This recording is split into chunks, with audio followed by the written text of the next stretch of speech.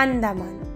নীল সমুদ্রে ঘেরা এই দ্বীপ অঞ্চলে ভ্রমণ পিপাসু ব্যক্তিরা একবার হলেও যেতে চান, বিশেষ করে বাঙালিরা তো অবশ্যই। তাই আমরাও চলে এসেছি এই অপূর্ব প্রাকৃতিক সৌন্দর্য উপভোগ করতে। তো আজকের ভিডিওতে আপনাদের দেখাবো প্রথম দিন আন্দামানে এসে আমরা কোথায় কোথায় ঘুরলাম।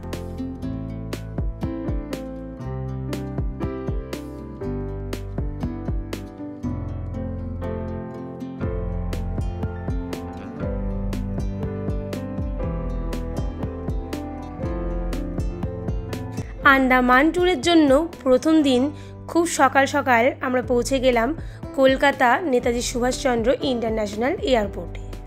সেখান থেকে আমাদের ফ্লাইট ছিল সকাল 9:15-তে ভিস্তারা। চেষ্টা করবেন আপনারাও একটু সকালে পৌঁছে যেতে, তাহলে প্রথম দিনের ট্যুরটা আপনারা কিন্তু ভালোভাবে সময় নিয়ে কভার করতে পারবেন।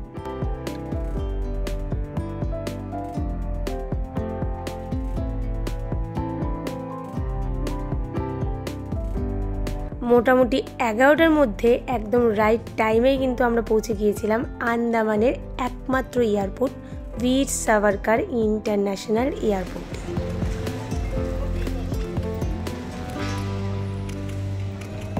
এখান থেকে লাগেজপত্র নিয়ে সোজা বেরিয়ে দেখি ক্যাব ড্রাইভার আমাদের জন্য ওয়েট করছে।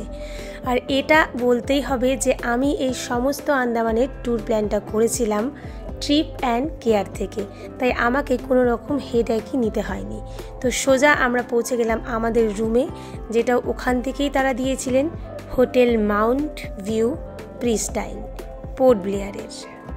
প্যাকেজ ছাড়াও যদি কেউ নিজেরা অ্যারেঞ্জ করে ঘুরতে চান তাহলেও কিন্তু অনলাইন থেকে মাউন্ট ভিউ প্রিস্টাইন সার্চ করে এই হোটেলের রুম বুক করে নিতে পারবেন।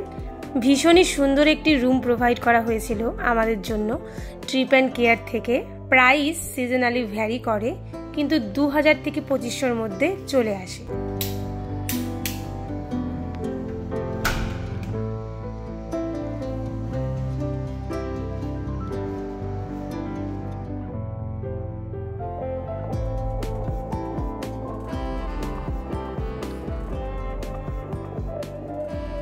এরপর আমরা এই হোটেল থেকেই লাঞ্চটা অর্ডার করে নিয়েছি, আর লাঞ্চ সেরে আমরা বেরিয়ে পড়ব আজকের আন্দামানের ফার্স্ট ডে ট্যুরে।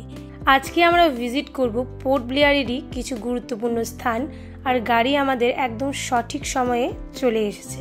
তো প্রথমেই আমরা চলে যাচ্ছি পোর্ট ব্লেয়ারের ফেমাস করভিন কব বিচে।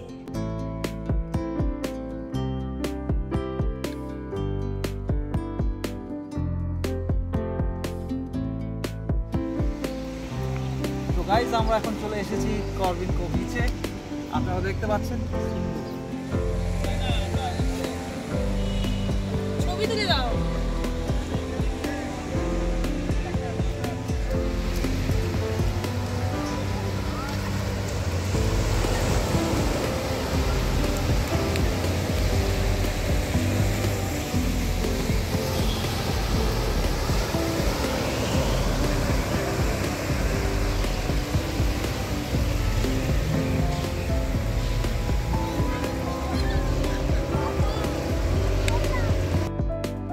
এই বিচে কিন্তু বিভিন্ন ধরনের ওয়াটার অ্যাক্টিভিটিসও করা হয়ে থাকে। তো আপনারা যদি চান যে এখানে ওয়াটার অ্যাক্টিভিটিস করবেন, তাহলে সেক্ষেত্রে আপনাদের কিছুটা সময় কিন্তু হাতে নিয়ে আসতে হবে, আর এক্সট্রা ড্রেসও ক্যারি করতে হবে। তো আজকে আমরা কোনো রকম ওয়াটার অ্যাক্টিভিটিস করছি না, কারণ এরপর আমাদের আরও অন্যান্য জায়গায় ভিজিট করারও রয়েছে। তো আজকে শুধুমাত্র আমরা বিচটাকে এনজয় করতে এসেছি। তো করভিন কব বিচের সাইডটায় আমরা একটু এবার ঘুরতে এলাম, একটু ঘুরে দেখি যে কি কি রয়েছে।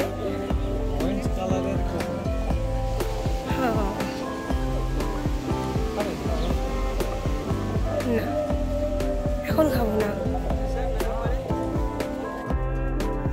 বিচের পাশে কিন্তু এখানে বিভিন্ন ধরনের দোকানপাটও রয়েছে। আপনারা চাইলে এখান থেকে নানান জিনিস সামুদ্রিক শপিংও করতে পারেন।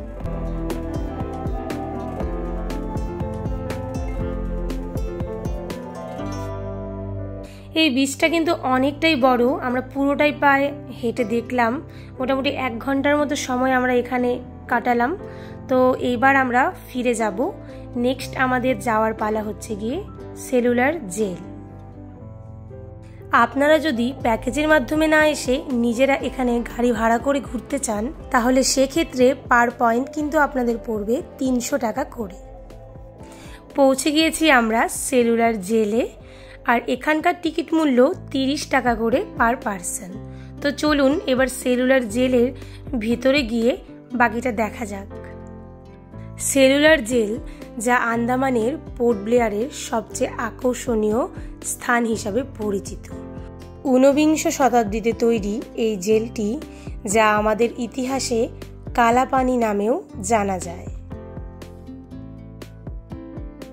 জেলটি তৈরি হতে মোট সময় লেগেছিল 10 বছর। জেলটির কাজ শুরু হয়েছিল 1896 সালে এবং এর কাজ সম্পন্ন হয়েছিল 1906 সালে।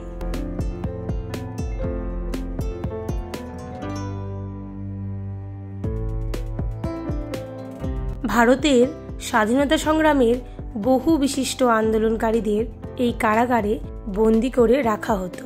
এখানে মোট 696টি বন্দিশালা রয়েছে। চারিদিকে সমুদ্র ঘেরা এই দ্বীপের কারাগারে আন্দোলনকারীদের উপর চলত ইংরেজদের নির্মম পাশবিক অত্যাচার। আর এই অত্যাচারের সমস্ত বিষয়বস্তুই দেখানো হয়েছে জেলের ভিতরের এই মিউজিয়ামে। তো চলুন আপাতত মিউজিয়ামে গিয়ে বাকি ইতিহাস জানা যাক। মেশিন ছাড়া তৈরি করা সম্ভব নয় এমন কিছু জিনিসও তাদেরকে দিয়ে শুধুমাত্র হাতের মাধ্যমে সেই সব কাজ করানো হতো। কোনো দোষ করলেই এইভাবে আটকে রেখে তাদেরকে দেওয়া হতো চাবুকের আঘাত। আর কিভাবে তাদেরকে হাতকড়া পরিয়ে আটকে রাখা হতো তার নানান চিত্র এখানে দেওয়া রয়েছে। আর এই হচ্ছে তাদের ফাঁসির ঘর, যেখানে তাদেরকে নির্মমভাবে হত্যা করা হতো। তারই নিচে রয়েছে আরেকটি ঘর, যেখানে ফাঁসি দেওয়ার পর তাদের বডিগুলো পড়ে যেত। সন্ধেবেলায় এই সেলুলার জেলের গ্রাউন্ডে হবে লাইট অ্যান্ড সাউন্ড শো। 5:30টায় প্রথম শো শুরু হবে, আর সেখানে এই পাশবিক অত্যাচারের নির্মম কাহিনী খুবই ভালোভাবে দেখানো হবে। আপনারা চাইলে তার টিকিট আগে থেকেই অনলাইনে বুক করে রাখতে পারেন।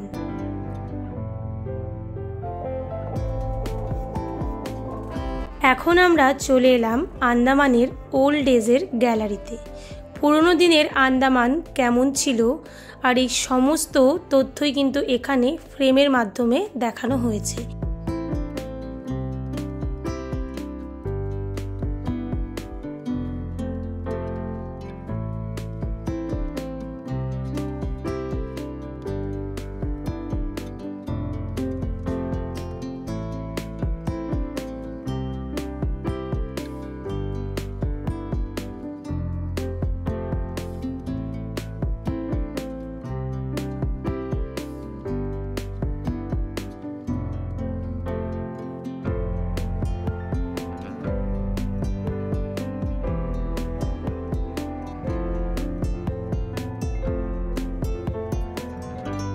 এখন আমরা সেকেন্ড ফ্লোরে চলে এসেছি, আর সেকেন্ড ফ্লোরের জেলটাও ঠিক একই রকমভাবে তৈরি। আর এখানে দেওয়া রয়েছে তার একটা সুন্দর স্ট্রাকচার, মানে একটি পিলারকে কেন্দ্র করে 7টি বিল্ডিং তৈরি হয়েছে। তার মধ্যে একটি বিল্ডিং ভেঙে এখন হসপিটাল বানানো হয়েছে। সেলুলার জেলের এটি হচ্ছে 3rd ফ্লোর। এখানেও একইভাবে কক্ষগুলো রয়েছে, কিন্তু এর উপরে যে 4th এবং 5th ফ্লোর রয়েছে সেটি শুধুমাত্র মেইন পিলারটিকে কেন্দ্র করে তৈরি হয়েছে। আর এখান থেকে ভিউ পয়েন্ট হিসেবে সব কিছু কিন্তু আপনারা ভালোভাবে দেখতে পারবেন। আর আগে এখানে চৌকিদাররা পাহারা দিত উপর থেকে, যাতে জেলের কেউ কোনোভাবেই পালিয়ে যেতে না পারে। আর যে বিল্ডিংটা ভেঙে হসপিটাল তৈরি হয়েছিল সেটা হচ্ছে এই বিল্ডিংটা। এখানে কিন্তু হসপিটাল তৈরি করা হয়েছে পরবর্তীতে।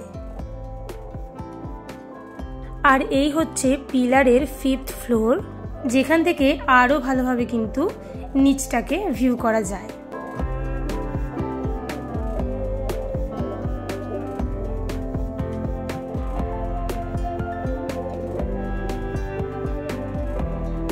তাহলে এখানেই আমাদের আজকের সেলুলার জেলের সমস্ত পরিদর্শন শেষ হচ্ছে।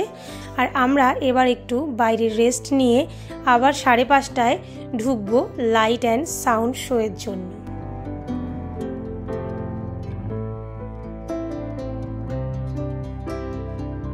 সবাই এখানে ওয়েট করছে 5:30টার লাইট অ্যান্ড সাউন্ড শোয়ের জন্য।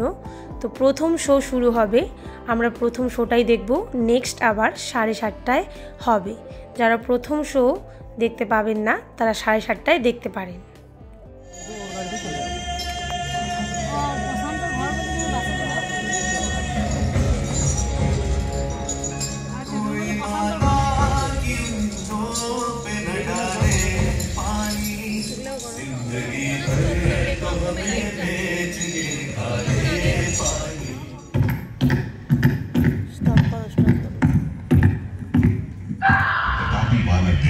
আজকের লাইট অ্যান্ড সাউন্ড শোয়ের সঙ্গে সঙ্গে আমাদেরও পোর্ট ব্লেয়ার সিটি ট্যুরের প্রথম দিনের আন্দামান ব্লগ এখানেই শেষ হচ্ছে। প্রথম দিন এর থেকে বেশি কিন্তু আপনি কভার করতে পারবেন না। আর এই জিনিসগুলোই সবচেয়ে ইম্পর্টেন্ট। প্রথম দিন এগুলো না দেখলে একদমই মিস।